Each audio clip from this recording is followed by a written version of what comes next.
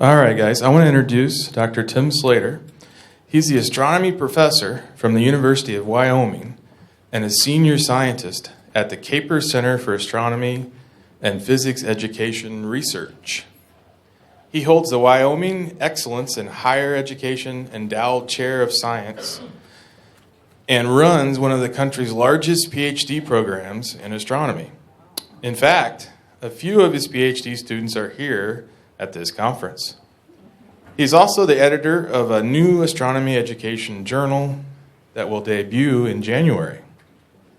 Dr. Slater earned 2 undergraduate degrees from Kansas State University, one in physics and one in education. He earned his master's degree in astrophysics from Clemson University and his PhD in geophysics from the University of South Carolina. He earned his PhD degree when he was 25 years old. He was a first professor in a large, prestigious astronomy department in the United States to earn tenure based on his research on how people learn astronomy. That was at the University of Arizona. And he became a full professor at the age of only 40.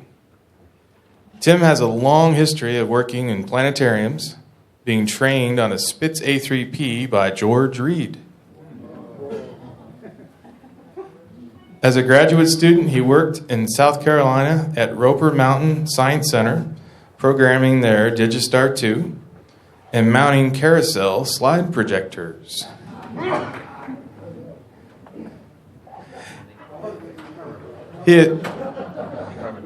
He has served as the newsletter editor for the Great Plains Planetarium Association, and he's the proud new owner of both a 6-meter portable digitalis and a recently installed SkyScan digital Definity theater.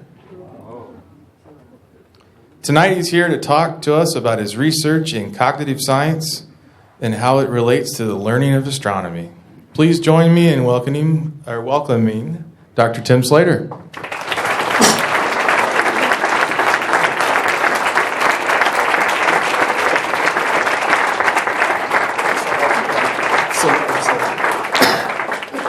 Well, good evening, everyone. So I made sure that this evening's dinner was the Italian pasta carbohydrate fest, so you can fall asleep at any moment now, and that'll be okay. Very excited to be here. One of the things that Keith mentioned is one of the new projects we've been working on that you may be interested in is a brand new astronomy education journal, which we call JACE. That's replacing the now defunct Astronomy Education Review. And so many of you that are working in the area of planetarium education and trying to understand it and evaluate the kinds of things that work in planetariums, if you're looking for a place besides the association newsletters, but looking for an archival journal, this may be a really good option for you. And if you would like to know more about that, please catch up with me. I'd be happy to talk to you about that. There's a lot of things I'd like to talk to you about. In fact, one of the things that I've discovered over time is that as I start talking, I get excited about what I'm talking about. I start talking really, really fast, and sometimes I go off on bird walks and tangents and don't always get to where I need to go. So I'm going to start by giving you my conclusion slide. What I hope that you believe that you think that we know by the end of this workshop, or this talk, is that many planetarium shows just really try to present too much information for our visitors to take away. And then maybe it's time to rethink how that works. Another thing I hope to convince you of is that memory is something we do understand, and it's the residue of thoughts, the residue of thinking. And that if we begin to think about and plan our planetarium presentations and our planetarium learning environment such that students are thinking while they're in there, we may be able to increase the amount of learning that goes on. And finally, this idea that planetariums really are uniquely positioned from a cognitive science perspective, not just a, wow, that's damn cool perspective, but from a cognitive science perspective, really well positioned to be strong leaders in science education. All right, we'll see if we actually get there. So where I want you to start with is without talking to the person next to you, I want you to think for just a moment. Feel free to close your eyes for a moment if you'd like.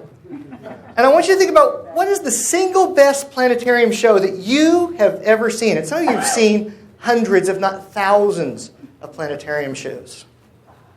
What was the single best one you've ever seen? And and why?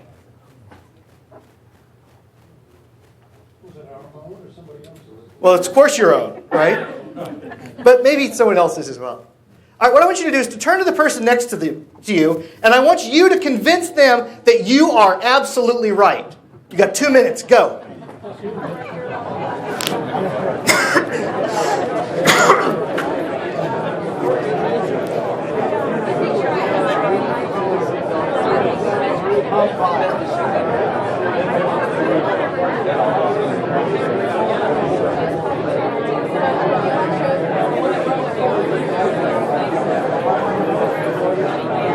Set this.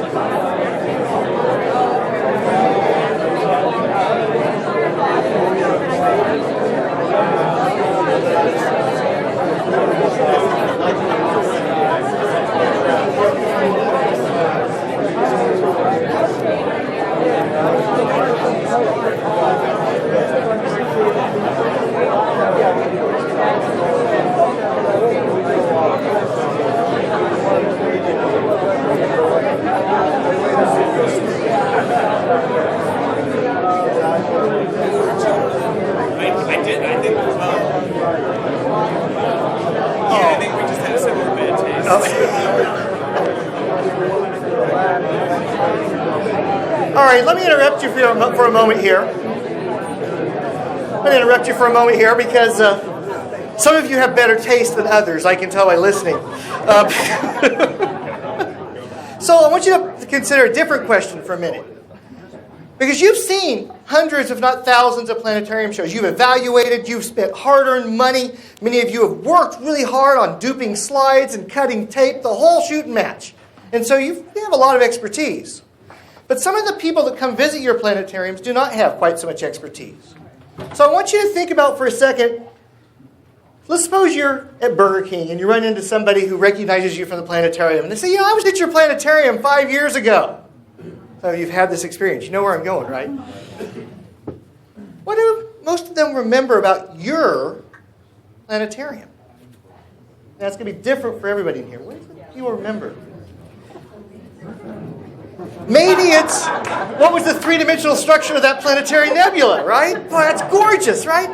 I mean, would you like fries with that? Do you remember we looked at the outer ring, the second puff structure?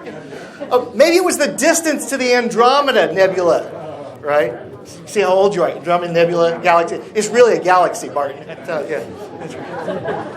About how to find the North Star. I'm so glad I remember that all these years later. Or when I went to the planetarium, who was I sitting next to? Wide variety of things that people might remember from that 42 minutes that they spent in your planetarium, or the whole day they spent getting to the planetarium, or the weeks they spent getting ready to have all the permission slips signed, and maybe even selling cookies to pay for the bus. A lot of things were involved in going to that. Well, my area of research really focuses on trying to understand how do people learn and engage with astronomy. I mean, all sorts of people. People from kindergartners up to people that are senior citizens working in elder hostel programs. Sometimes people that are working in museums. Sometimes professional astronomers. How is it the professional astronomer who's been trained in comets, how do they learn how to study galaxies? My interest is what's the mental models that's going on inside their heads. So I have a very short video clip I want to share with you here. This was done by a leading psychologist, you may or may not be familiar with this person, who did some interviews about things that students remember about astronomy. Fly me to the moon, let me play among the stars. What is our galaxy called? Galaxy, Galaxy 500. No, that's a Ford car. So. Okay. And you guys are graduating high school this week? No, it's June 16th. June 16th, so you should know a lot of stuff. Oh, we know a lot. What is our galaxy called?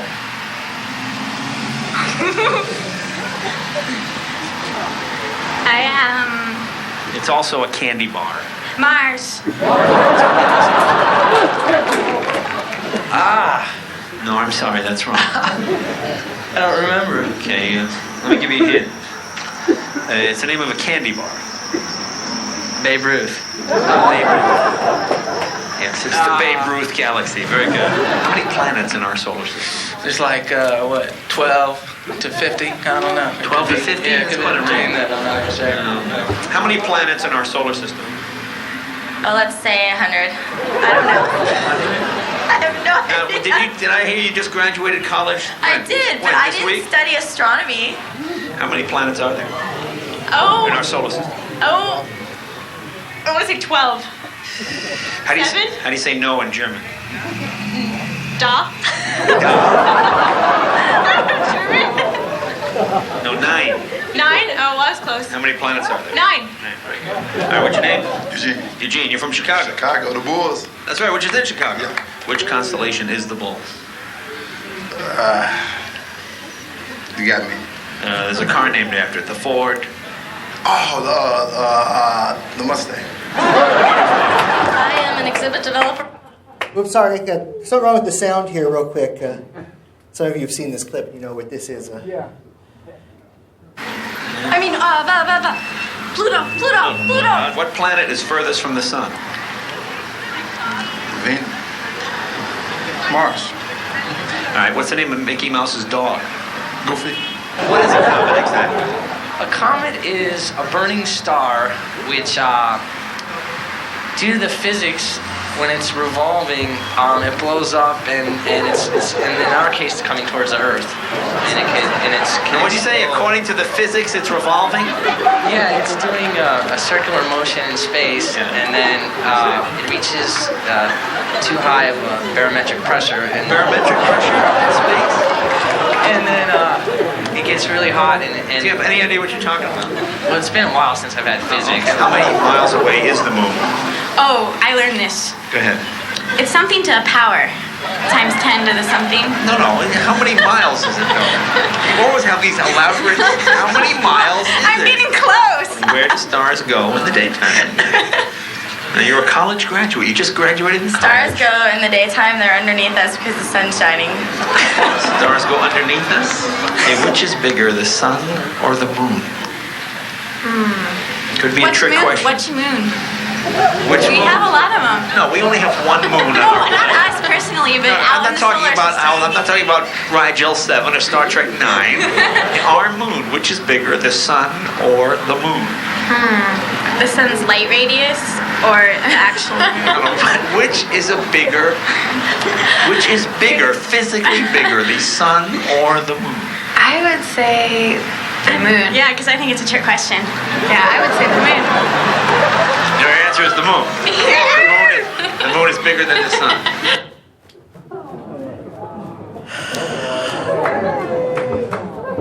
Well, clearly they've never been in your planetarium. What's going on here? Is it possible that none of these students, for whatever reason, have had any astronomy in the last 18 years of their life? I mean, maybe they didn't get any in high school. I mean, astronomy is getting rarer in high school classes. Maybe they didn't have it in middle school. You know, maybe they didn't take that middle school earth science class. Maybe they didn't have it in elementary school. You know, or maybe they did. Maybe they have a lot of words to say. Right? They knew a lot of stuff, but it wasn't necessarily the stuff that we sure hope it is that they know.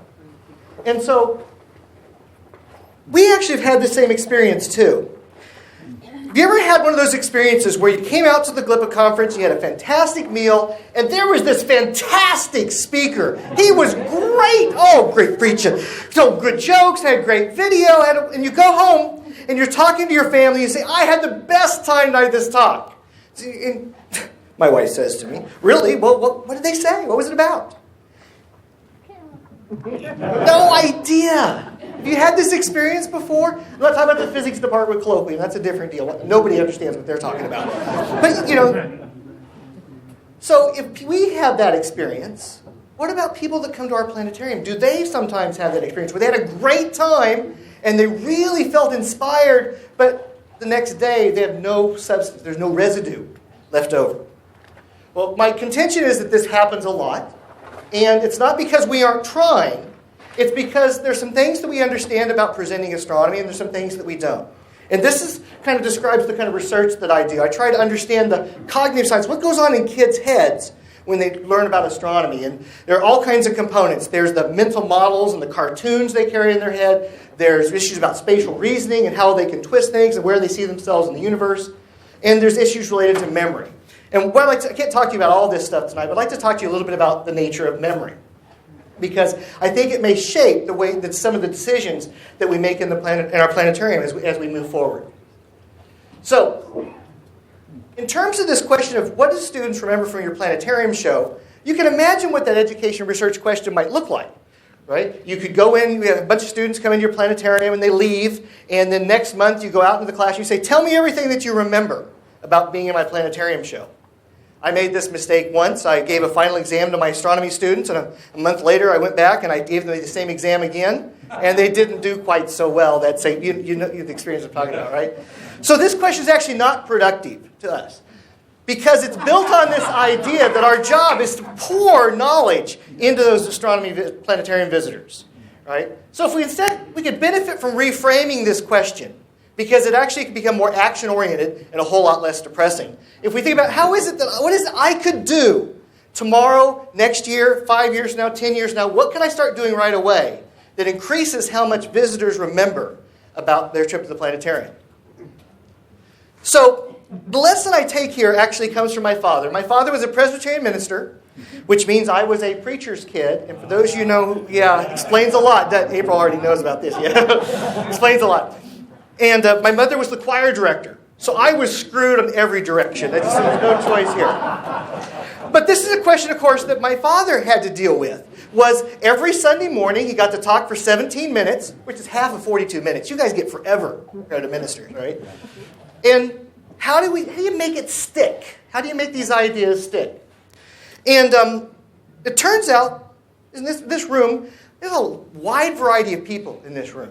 We've got devout Christians, we have atheists, we have people everywhere in between. So a lot of expertise in this room. So let's see if I can test your expertise a little bit. What I'd like you to do is if you got a notepad or something you can write on, or just you can do it in your head, that's okay too. I'd like you, without talking to the person next to you for a moment, I'll let you talk to him in a minute here. What are the 10 commandments? Yes, I know. 15, boom, 10 commandments.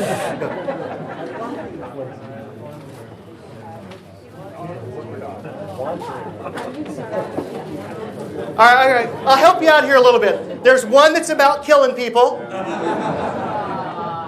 There's also one that's about adultery, yeah. And there's one about something about your neighbor's donkey or something, right? Okay. That's three. How about some more? You can work with the person next to you. Go ahead.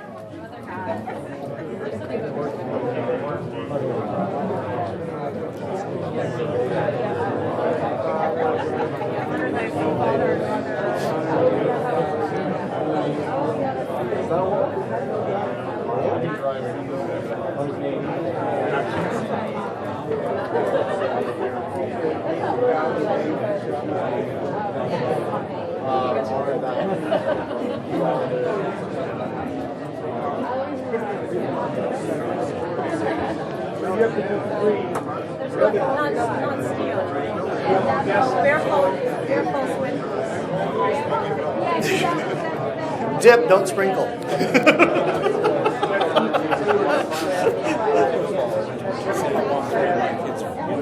Are there? Were you really? I was a Presbyterian pastor as well. Really? Oh, it's fantastic. That's tough duty. I'd love to. So how'd you do on the list here? Oh! We had an ordained priest back here. He's blowing the numbers here. All right. Now, my father would be pretty excited about this because right after he would do this, he would pass the offering plate. He'd know he'd get extra on a day where people weren't answering questions very well, like I'm paying indulgences or anything. All right. Let's see how you did.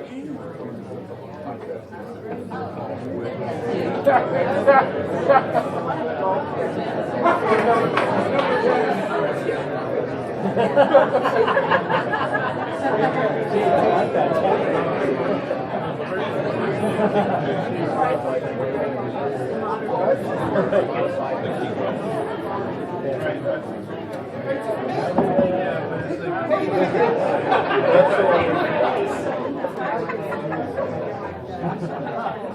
turned red here. I'm green again. Okay. That's the overexcited part. That's right. Thanks, man. All right, so maybe you're not very good at this. I mean, it's not really cultural knowledge we should all have heard of before, right? I mean, let's try something totally different here. All right. So totally different. Class, what happened to Adam in the garden? He met Eve and did what? And ate the apple. All right. What happened to his son Cain? Killed Abel. Okay. How long did it rain on Noah? 40 days and 40 nights. How did Moses get those slaves? Parted the river. Which river? The Red Sea. Where'd Jonah go hide from God? In the whale. For how long? 3 days. Who shot first?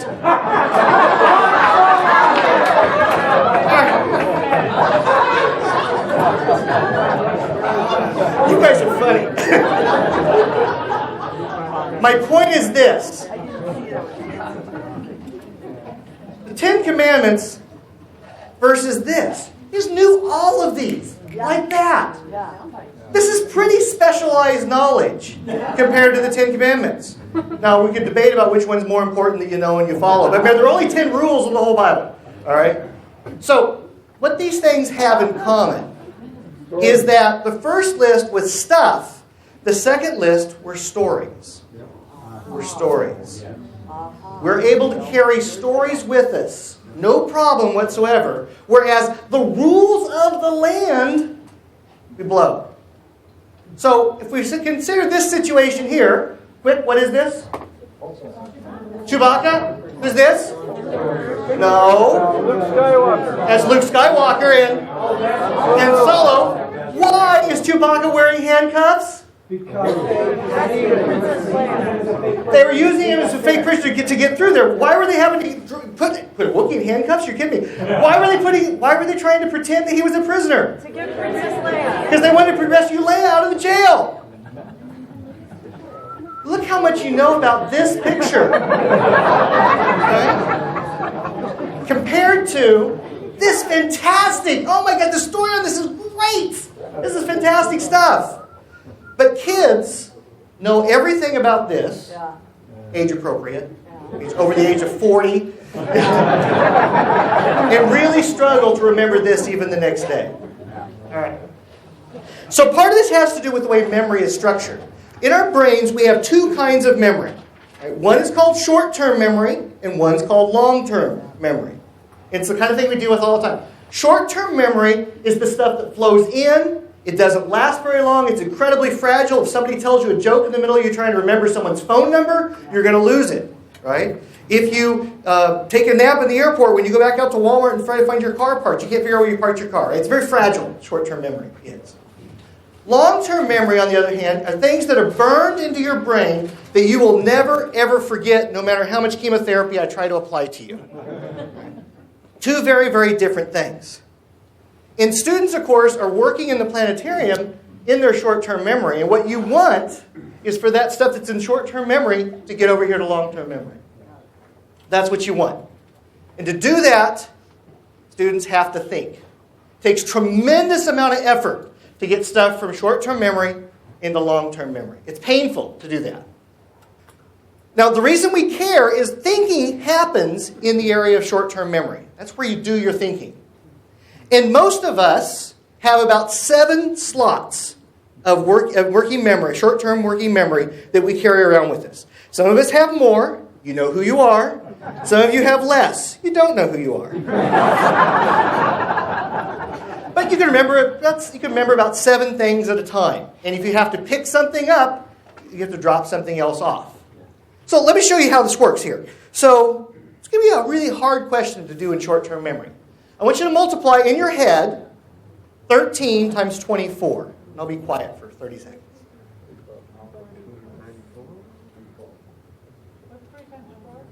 $13 times 24. It was 3 times 4.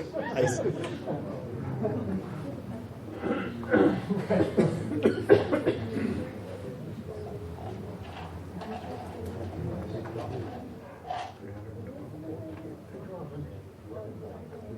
for a second. What are you doing in your head? What's going on?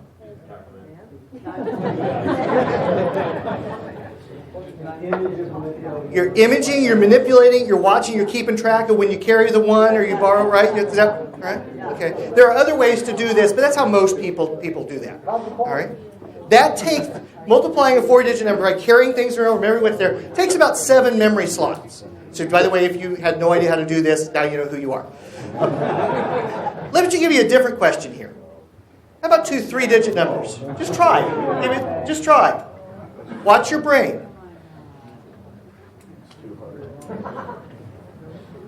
It hurts, doesn't it? It hurts. You can tell when your memory, when you've overloaded your short-term memory stack. And you can tell it like that. Now, we're experts, so we can carry a lot of things and smash it all together. We can put a lot in our short-term memory slots. We can pack a lot of ideas in there, and we do it by chunking things together. Kids can't do that. Novices don't. The difference between a novice and an expert is an expert can put more things in their working memory because they can. It's like Tetris. They can move things around. They can squeeze it in. Right? Let me show you another way your brain works here. So it turns out that colors, recognizing colors, and reading words are done in 2 different parts of your brain. All right? For a woman, this is no problem at all. But I don't know if I have on black or brown socks or what I got going on down here today. But I struggle with this. Men do in general. Because this hurts. Because you're having to pass information back and forth across the costosum here. And it's hard. Particularly for men. Really, really hurts. All right? If you got this going on in the planetarium, students think all stars are yellow, and you pop out with a blue bulb and says, hey, here's a star. Some of them really hiccup. They can't hear another thing you say for 30 seconds until they sort that out. Right? But you as experts carry tremendous knowledge in your head. It's a list of 22 in this case, cut off. 22 with bright stars in the sky. That's one item for you. For most kids, this is 44 different items. You got a name, you got a brightness, you got a ranking. It's got all kinds of things, right? It's got its Bayer designation. It's got its proper name. You probably even remember its Greek designation. I mean, even know its Hipparchus distance. I mean, you guys. For an expert, this is one thing. But you can pop that. It only takes 1 memory slot. Look, even just reading this list for a novice will feel like multiplying 2 of those 3-digit numbers together. You also carry pictures with you. It doesn't just have to be words. It doesn't just be facts. It can also be pictorial information. Which again, for you, the entire sky of A8 constellations fits into 1 memory slot. Whereas for a kid, the different colors, the different lines. Wait a minute, that's red. I thought you just showed me stars were blue. But no, they aren't. They're really white. Yellow lines, blue here. This image completely overwhelms the working memory slot for a novice. Well, we should pass it up there on the dome like it's nothing. Because it's nothing. Exactly. We already know that. All right. So what does the brain remember? You remember that dome. You remember that list. We remember what our brain thinks about. So the brain's designed not to think very much. So some of you have been blinking your eyes and breathing and swallowing. No problem. Some of you. Some of you drove here and have no memory of the drive here. Some of you were doing planetarium shows in the digitalis over there explaining stuff to me, and you don't even know what I asked you. I had 17 different questions for you guys. Right? You don't even remember what I was asking you. Right? Because it's all in expert memory. Right? You don't even think about those things anymore. But I can remind you, there have been some things you've thought a lot about that you know deeply. What's this? You could tap the person next to you and you could tell them where you were. They could tell you where they were. Right? I was in the Tucson airport getting ready to go to an ASP meeting in Chicago. You were stuck there, I think, because you went early. You'd never do that again. No. How about this one? Oh, yeah. Yeah? Oh, yeah. You have no idea what this is, do you? All right, find the age people here. All right. These are things you've talked about, you've argued about, you've wondered about, you've worried about. Right? For some of you, you look at this picture and you say, I was trying to decide whether or not to send my kids to school that day. Right? I was trying to decide whether or not to get on that airplane. You didn't have a choice in the end. And some of you were someplace else, right? You thought about these things. They are burned in your memory. Right? So let's talk about what creates a lasting memory. What's going on here? Somebody help me out. Help me, Obi-Wan. You're our only hope. That's right. Why is this woman talking to this robot?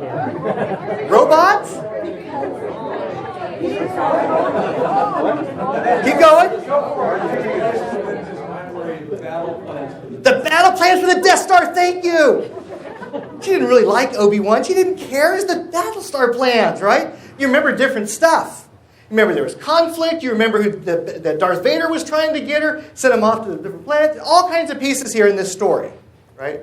So it's not just stories that are important, but what stories contain that are important.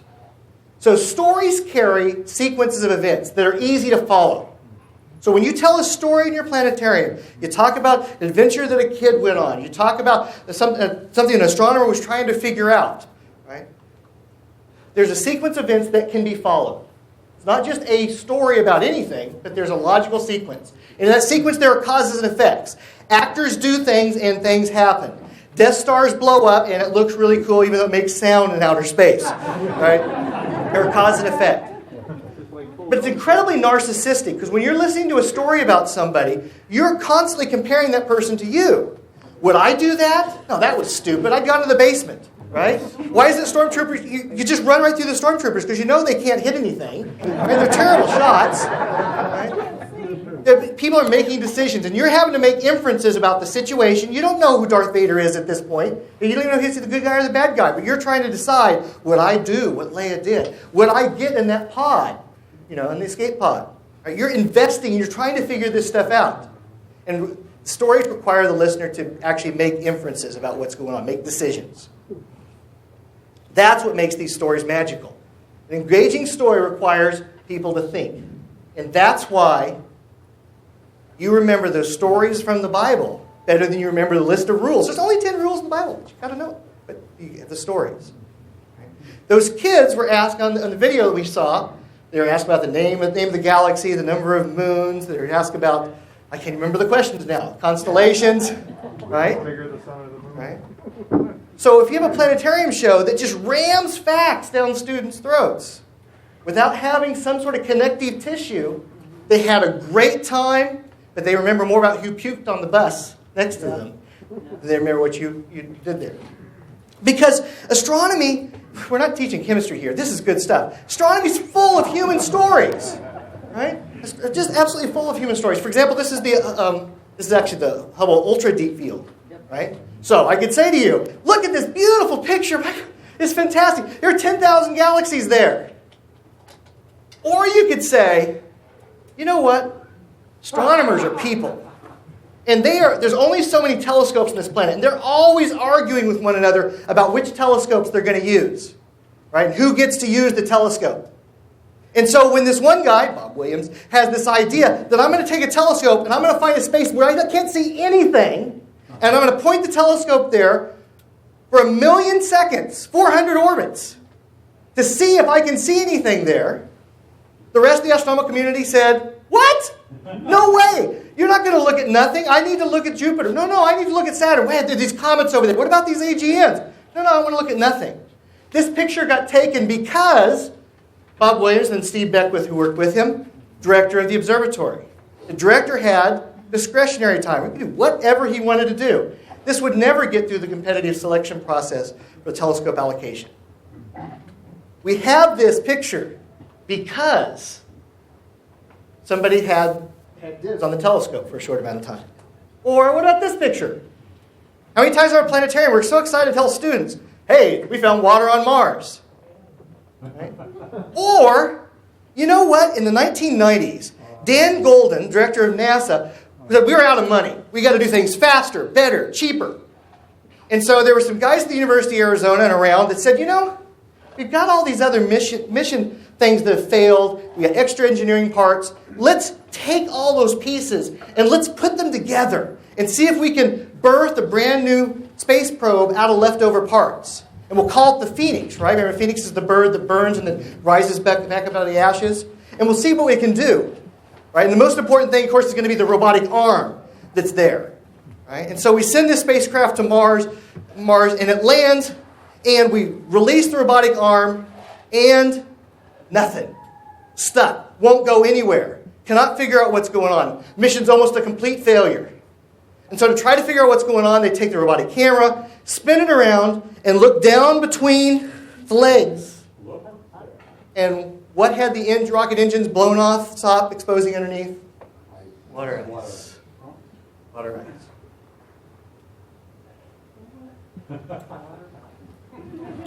What about Prague, right? We were talking about this earlier. Pluto is now classified as a planet. It's no longer classified as a planet. It's now classified as a dwarf planet, which is not a subcategory of planets. It's its own category, right? Or is this picture about, yeah, Pluto's still there, but people get really agree on how to categorize it, right? Because, believe it or not, astronomers are human beings. Right? And they have all the same follies of human beings: sex, violence, arguing, national pride. Remember Pluto, discovered by American Clyde Tombaugh at the American Observatory, which is Lowell Observatory. Right? Americans have the biggest telescopes, the most publications, the only planet ever discovered by an American. Pluto is our all-American made planet. That attitude didn't play so well with the international community. Right? Katie earlier was talking about TMT, right? 30-meter telescope, giant telescope, which we're now building on the top of Mauna Kea, or trying to. Right? Or is the question, where should we take the next great telescope? Where should we build it? Right? Now, TMT was not destined for Hawaii. It was destined for Chile. But GMT got there first and took the best, better building site. So Hawaii was the second choice. Why was GMT and TMT arguing in the first place? Well, in 1930, the professors at Harvard were in a pissing match with the professors at the University of Chicago, and their graduate students now hate their graduate students, and their graduate students now hate their graduate students. They don't even know why they don't like each other anymore. And who's going to make the mirrors for Gemini? I mean, Mars Observer, Mars Climate Observer. Giggle, right? What happened? Metric, exactly. Right? So, what I want to argue here is that the stories we remember carry so much more long-standing weight with us than the facts do. In fact, that may be what you want people to remember 5 years from now. All right, so how does thinking work? If memory is all about thinking, how does that work? So the model that we have for thinking right now is that there are certain stimulus. There are things our visitors see, sounds that they hear, experiences they're having. They're sitting in the planetarium. And that gets mixed with things that they carry around in their long-term memory. Facts that they know. There's 12 planets, right? No, there's 50 planets. If the moon's bigger than the sun. The North Star is closer than Pluto is. Right? Procedures, stories, things they carry with them. And what happens is when we think, what happens is that stimulus gets mixed with our long-term memory in short-term memory. And we jumble it around. You can watch people think about stuff, right? When you were doing the mathematics problem, you were taking, except you forgot 3 times 4. But for the rest of us knew what 3 times 4 was. We take the things we know, the procedures, we put them all, we start putting them in short-term memory, we start moving those things around. Right? That's how thinking works. You don't know anything, you can't think about it. So you have a stimulus, and you have your long-term memory that puts things together. So in the terms of the planetarium, you're sitting inside the planetarium. Is that you, Martin? See me, Loa. You wore that shirt yesterday. So you've got the experiences of being in the planetarium, and you're matching that with all the stuff you know. Maybe you know the names of all the planets. Maybe you know the names of all the moons. And those two things get mixed together, the experience you're providing them with the stuff they came in the door with, and they make a chemical cocktail out of it in their head. And if they think about it long enough and hard enough, it becomes personal to them, then it has at least a chance of staying in long-term memory. If they don't, it's just a cool experience. If it doesn't interact with what they already know, and they don't have time to process it. And you as the expert have the unique position of being able to weave these things together into a story so they have something to hang it on, so they will stay engaged in the information longer, make inferences about it, thoughts about it, feelings about it, so those ideas will stay with them longer. Now, we know this is true from a variety of experiments. And if you buy me beer, I'll tell you about experiments all night long, because I love this kind of stuff. One of the most famous one has to do with working with chess masters and chess novices.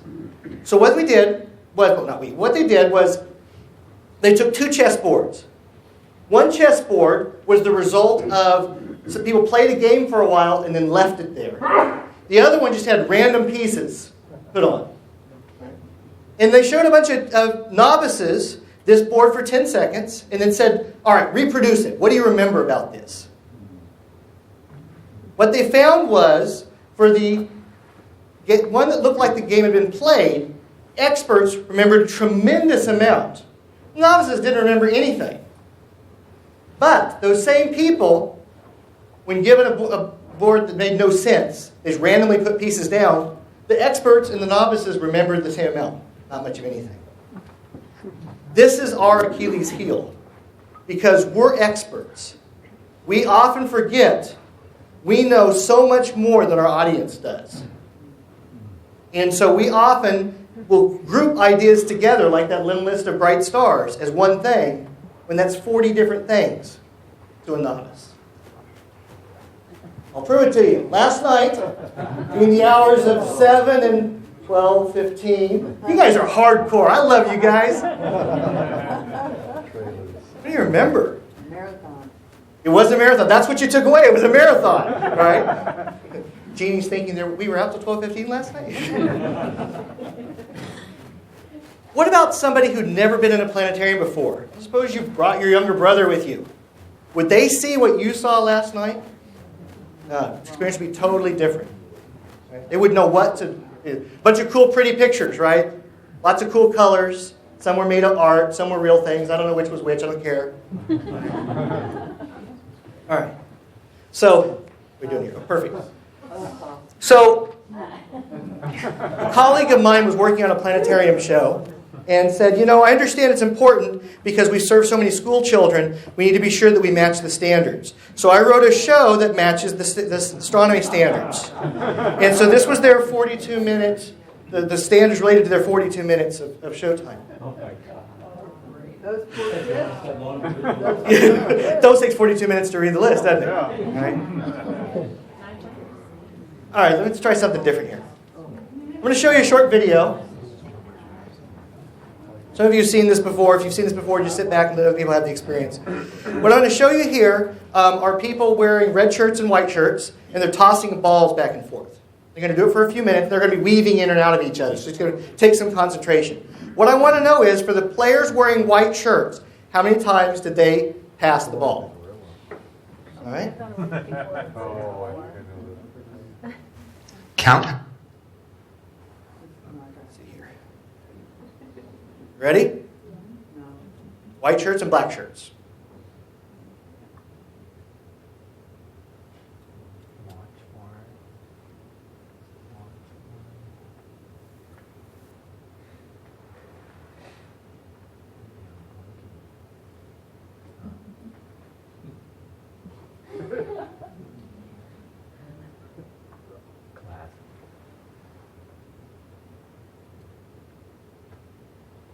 All right.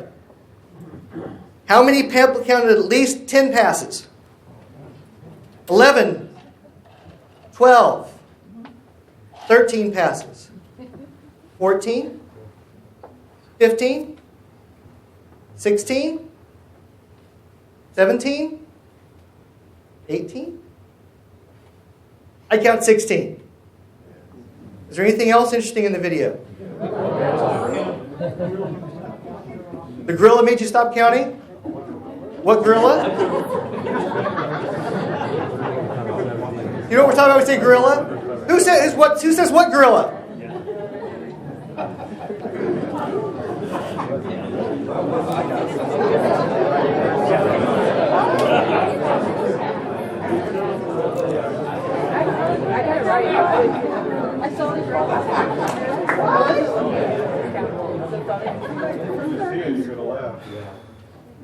About 30 you missed the gorilla.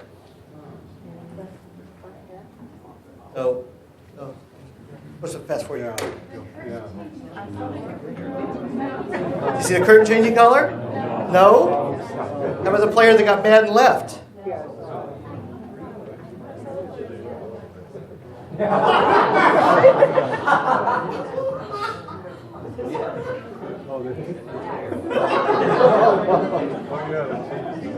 See the colors change? All right.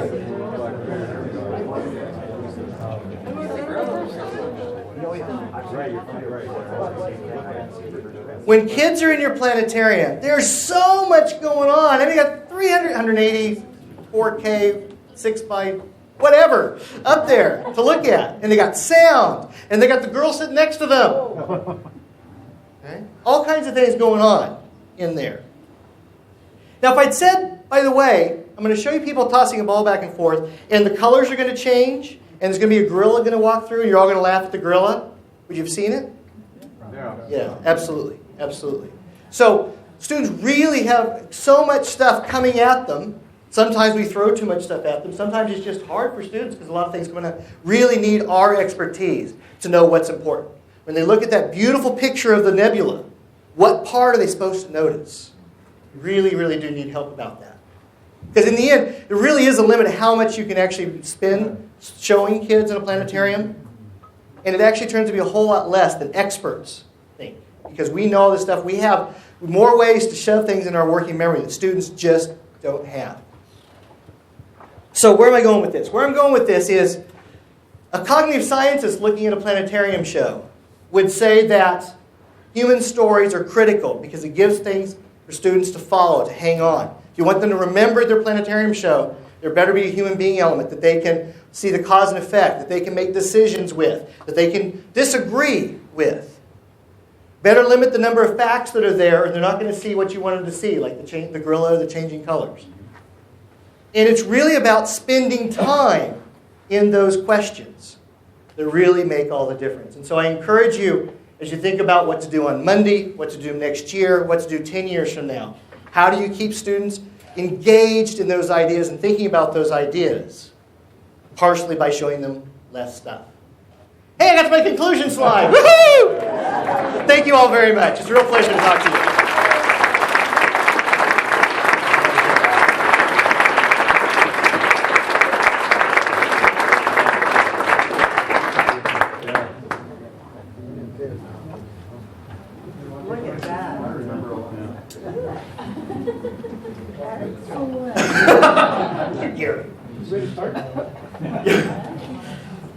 We have just a couple of minutes for questions before we need to disembark back to our other events. Yes, sir. Fantastic, Tim. Really great. Let's give him another round. Thank you very much. You're very kind. Pittsburgh stories gets bandied about very loosely. I mean, you've heard this. You'll hear this all the time from our colleagues. I maybe use it myself too. And my wife actually is a playwright. She tells me I don't have it straight most of the time. Could you tell me what kind of stories, not just human stories alone, but how do we go about understanding how to craft a story? Sure. So the question was, how do we go about crafting a story? And you mentioned your wife's a playwright. So let me tell you two different things. First of all, I have a number of friends that work in Hollywood as science consultants whose job is to get the science right. Some of them lay awake at night hoping their name doesn't show up in the credits about like the core or some of these movies. But what they tell us is that the show writers really do want to get the science right, but the story is much more important than the science. So if there has to be a win. There's almost always a win-win if you're careful. But if there's not a win-win, the story has to win, because that's what people are going to remember, not if you called that cell the right thing or not, or had that distance quite right. So science consulting is fascinating stuff, and I'm related to that. So what they say is this, and when you watch Sci-Fi Channel, not the last couple of years, but now, now they may be getting their mojo back on, you're seeing a lot more of this where they try much harder to make it match. Because the story it's just as hard to tell the story right as it is to tell the story wrong. All right. Second thing is what makes a story. There are the people who are professional storytellers, and I'm not, I'm a cognitive scientist. But professional storytellers tell us that there are 4 C's to telling a great story. The first C is continuity. That there has to be the story has to take some time. It can't just be a thing. There has to be an event that goes on that takes some time. And so there's a sequence to follow. And so while you're processing that sequence, you're hanging things on it. The second C is cause and effect. That there has to be some sense of causation, that when a character does something, that has ripples that go on throughout the story.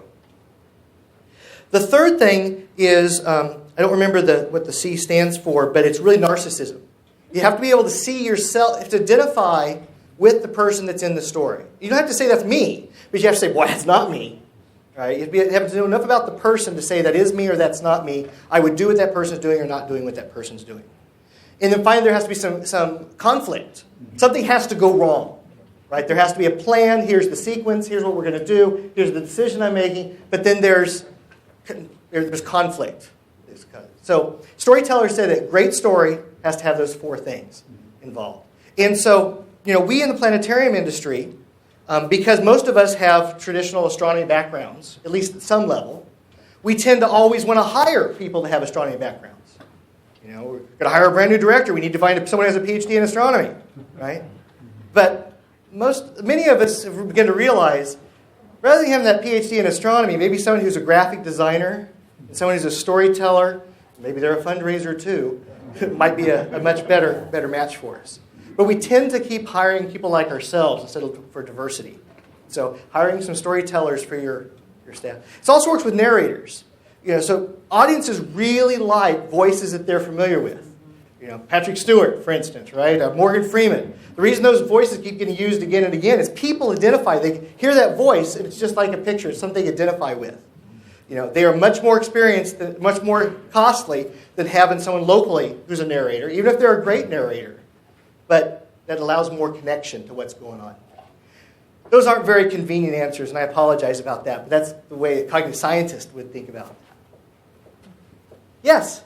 One thing that I've had a lot of luck with in my teaching is analogies. And one of the problems I've seen with some attempts to use analogies, especially when you have very abstruse concepts, is that the people who are presenting the analogy don't make it tight enough for the layperson. Like for example, have you been reading the new National Science Education Standards? No, I'm thinking about like a gravity lens. That's a great concept. Oh, and juicy. But most people don't get the analogy to a glass lens, and most scientists that talk about it don't understand that they need to make the analogy tighter and differentiate where it needs differentiating. And how does that fit in with storytelling? So you're exactly right. So here's the problem with it. So when I teach, I use analogies all the time. Sometimes you even use metaphors, similes, all kinds of stuff. But what we know from doing experiments on human beings that have consented to this is that analogies only work if you understand the real concept and the analogy and where they're alike and where they're different. So using analogies to teach is actually double bad than just telling them the science from the first place. So what if you're really trying to be an expert on this, what you would do is you'd set up situations in which you would explain the idea to a visitor and then say to the visitor, can you think of something that's like an analogy? Can you give me an analogy for that? And then they can field test on you. Well, is it like water in a pipe? Well, not really like water in a pipe. It's more like this. Oh, is it like this? So an analogy becomes a negotiation. And then when the person has created the analogy and you've validated it, then you got something. But if you're out of the blue, and we work with professional scientists all the time on this, who try to come up with their own analogies the way they understand it, it only works great because they already understood the idea. Okay. The worst place it happens is in moon phases. There's this fantastic book written by this guy from Wyoming. I've forgotten his name. Great introductory astronomy book for your Astro 101 class. And he's got this brilliant picture of the moon going around the Earth. And there are all these pictures of the moon at different positions with different amounts of light hitting it. And there's always half light and half dark because the moon's always half lit. But you can only see certain portions when it's in different places depending on where the moon is and where the Earth is and where the observer is and what time of day it is. It's a beautiful diagram. None of my kids understand it at all, but I think it's great. Yeah, we're stuck. Yes, sir. In that case, you gave a nice example of going back and forth with a person in a one-on-one situation. We are very rarely in a well, some of us are, but we're often not in a one-on-one situation. Do you find that if person C is watching person B have this back and forth experience, does that help person C also understand it because they're seeing two people bounce ideas off of each other, or does it have to be their ideas, or do you know? That's a great question. I have no idea. Research paper for you. And that's yes. Turner, did you get that? All right. Sarah, if he screws it up, you got his back, right? Okay. So, I think I have way speculation here. Why not? All right. Warning, this is speculation. If that person listening is also having that same conversation in their head, they're field testing it, and it's similar enough, then yes. Analogies are we'd like to think analogies work great for teaching because they help us understand things, but they don't really help novices that well. This is why the explainers programs, some of you have kids docent programs, work so well because they can have these interactions. When I teach introductory astronomy, I teach 800 students at a time.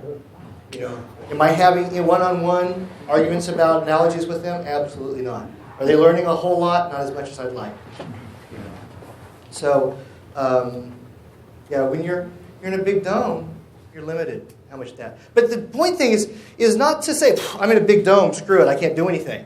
It's to say, I'm in a big dome, so what can I do so that my visitors can have an extended experience with an idea? I'm not talking about 100 different ideas. We're going to talk about black holes. We're going to talk about them every which way. And we're going to talk about why people think black holes exist. We're going to talk about what the search is for black holes. We're going to talk about why you can't see black holes. Right? We're going to go at this from a bunch of different angles. Right? Those of you that teach in live planetariums, much bigger advantage than people in turnkey sorts of models. And so that's why you're exhausted at the end of a planetarium show. You ever notice that? Those of you that go visit schools in portables, you come back and you're like, oh my God, how do these teachers do this? Right? Because you're on. You're constantly trying to figure out how to connect, what they're familiar with. I was doing a show last week in a third grade classroom, and I was getting all excited about Harry Potter and talking about the stars and Orion and the names. They had no idea. How long has it been since Harry Potter came out? Yes, I'm now aged out. We're out of time. I want to tell you thank you so much. I'd love to talk to you later. Thanks again for being here today. Appreciate it.